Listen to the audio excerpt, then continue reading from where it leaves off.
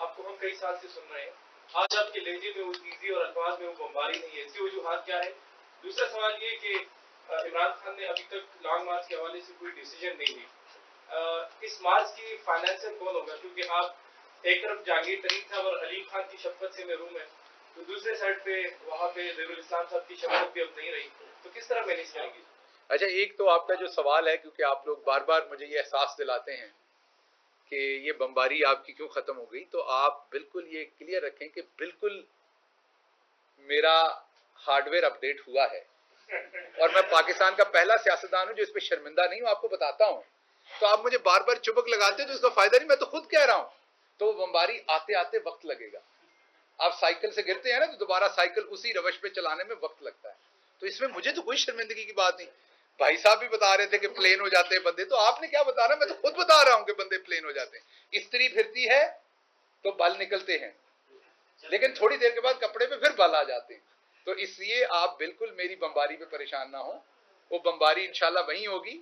ابھی تھوڑا سا وقت دے دیں، تھوڑی سی چیزیں بہتر ہونے دیں، تو میری بمباری وہیں ہوگی. لیکن صرف آپ یہ بتائیں کہ اگر میں یہاں بیٹھا ہوں تو میرے خیال میں آپ ایک مڈل کلاس میں سے ہیں. یہ آپ کے لیے کافی فخر کی بات ہے کہ سب کے بعد بھی میں آپ کے ساتھ بیٹھا ہوں.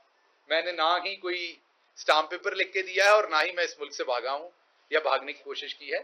تو بالکل اگر آپ یہ سمجھتے ہیں کہ میں دوسرے سیاستدانوں کی طرح جھوٹ بولوں گا، چھپاؤں گا، کوئی بہانہ کروں گا، بالکل نہیں. میں اوپنلی ایڈمٹ کرتا ہوں ایک چیز ہوئی ہے، اس کے آپ پہ جسمانی اثرات بھی ہوتے ہیں، اس کے آپ پہ ایموشنل اثرات بھی ہوتے ہیں، آپ کی فیملی پہ بھی اثرات ہوتے ہیں. جن صحافیوں کو کبھی قید کیا گیا، آپ ان سے پوچھیں کہ ان کے لیے سب سے بڑا مسئلہ کیا تھا.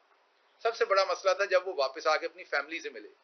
جس مثلا آپ کی والدہ جب آپ گھر سے نکلتے ہیں تو جس طرح سے وہ آپ کو دعائیں دیتی ہیں، اور شام تک آپ کا کیونکہ کام پر تھوڑا آپ سب کو پتا ہے، مجھے کہنے کی ضرورت نہیں ہے، کیمرہ مین جیسے ہیں. ابھی یہاں پر کوئی کام ہو تو جس طرح کا آپ کا خطرناک کام ہے، بم دھماکے پہ آپ نے پہلے پہنچنا، تو آپ کی مائیں تو آپ کو روز ایسے ہی بھیجتی ہیں کہ جیسے شام میں انہوں نے نہیں دیکھنا. تو یہ اس کا احساس آپ کو نہیں ہے. اس کا احساس آپ ان سے کبھی پوچھیں، ماں سے پوچھیں، وہ آپ کو بتائے گی. تو جو میرے بزرگ ہیں، جو میرے گھر کے اندر، والدہ تو میری زندہ نہیں ہے، لیکن جو میرے بزرگ ہیں، جو میرے ایسے پیار کرنے والی میری مائیں ہیں، ان کی جب میں نے واپس جا کے آنکھیں دیکھی ہیں، میں آپ کو صرف ایک بتا دیتا ہوں کہ میری یہ خالہ ہیں جن کی بنائی آدھی رہ گئی ہے اس عرصے میں جب میں اندر تھا رو رو کے. تو میں شاید خود اتنا کمزور نہ ہوں، لیکن جب میں ان کو دیکھتا ہوں تو مجھے بالکل کمزوری کا احساس ہوتا ہے. تو اس کے لیے تھوڑا وقت لگتا ہے. گوشت پوش کا انسان ہوں، بھلے میں فیصل آباد کا جٹ ہوں، لیکن اس کے باوجود گوشت پوش کا انسان ہوں. تھوڑا وقت لگے گا. آپ کا کام مجھے چپ کے مارنا نہیں ہے، آپ کا کام اس ٹائم میرے ساتھ کھڑے ہونا ہے. ہاں، اگر میں نے کسی پلاٹ میں ٹھگی کر کے، اگر میں نے کوئی کرپشن کر کے جیل میں گیا تھا اور میری وہاں ٹھکائی ہوئی، تو آپ کو بالکل اندر سے خوش ہونا چاہیے. اگر میں نے باہر کوئی لینڈ کروزر لی ہے کسی ٹھیکے میں نے کوئی ٹرانسفر پوسٹنگ کرائی تھی، میں نے کوئی ڈی سی لگوائے تھے، اس میں پیسے لیے تھے، میں نے کوئی کلرک لگوائے تھے، میں نے کوئی اور 2 نمبریاں حرامزدگیاں کی تھی، اور اس میں جا کے جیل بھگت کے آیا ہوں، تو آپ کا چبک لگانا بالکل درست ہے. میں اسی کام میں گیا ہوں جو آپ کا کام ہے. میں بولنے میں جیل گیا تھا، اور یہی کام آپ کرتے ہیں، یہی کام میں کرتا ہوں. تو اس لیے آپ کا کام ہے. غصے نہیں ہوں کہ آپ نے چبک لگائی، میں تو یہ اس کا عادی ہوں، یہی بات کیجیے. لیکن آپ کو میں صرف آپ کو بردر کے طور پہ، بھائی کے طور پہ، دوست کے طور پہ بتا رہا ہوں کہ یہ کبھی فار ایگزامپل آپ کے سامنے ہے کتنے سارے صحافیوں کو، جمیل فاروقی کو گزرنا پڑا، حامد میر کو گزرنا پڑا، کتنے سارے لوگوں کو پہلے بھی گزرنا پڑا. ہمارا کام ایک دوسرے کو چبک لگانا نہیں ہے، بلکہ ہمارا کام یہ انڈرسٹینڈ کرنا ہے کہ یار اس بندے کے ساتھ، اس کے خاندان کے ساتھ، اس کی ماں بہنوں کے ساتھ کیا گزری ہوگی.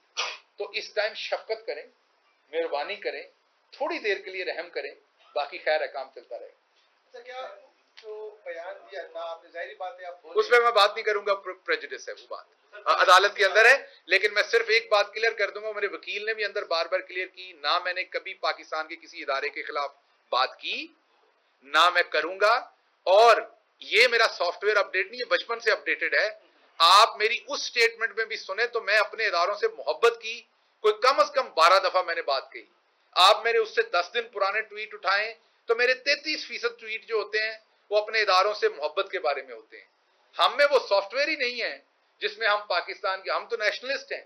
امریکہ میں بھی یہی بیٹھ کے کام کرتے تھے، یہاں بھی جتنے لوگ مجھے جانتے ہیں انہیں پتا ہے میری سٹینڈنگ کہاں ہے، میں کہاں کھڑا ہوں.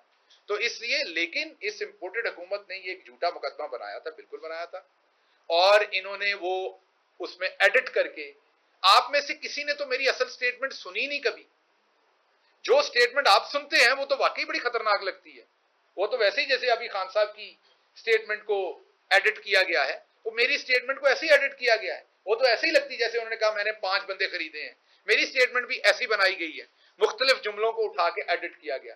اصل سٹیٹمنٹ جو پیمرا نے اپنے اس میں بھیجی تھی, جو شوکاز بھیجا تھا ایک نجی چینل کو, اس میں وہ 4 پیجز کی, وہ پڑھیں تو پھر آپ کا بالکل مطمع نظر چینج ہو جائے گا, کیونکہ اس میں ایسی کوئی چیز نہیں ہے. موبائل میں کیا تھا ڈیٹا آپ سے کچھ ڈیٹا دے دیا موبائل اس میں بیسیکلی کیا تھا جو آپ نے میں نے پہلے تو آپ کو کہا کہ میں بہت ڈیٹیل میں اس لیے نہیں جاؤں گا, یہ معاملہ عدالت میں ہے, میرے کیس کو اس کا نقصان ہو سکتا ہے. لیکن میں یہ آپ کو بتا دیتا ہوں کہ جب مجھے پکڑا گیا تو وہاں سے میرے خیال میں موبائل بھی لے لیا گیا ہوگا, کیونکہ میں تو گاڑی سے چلا گیا, مجھے تو اس کے بعد کا نہیں پتا.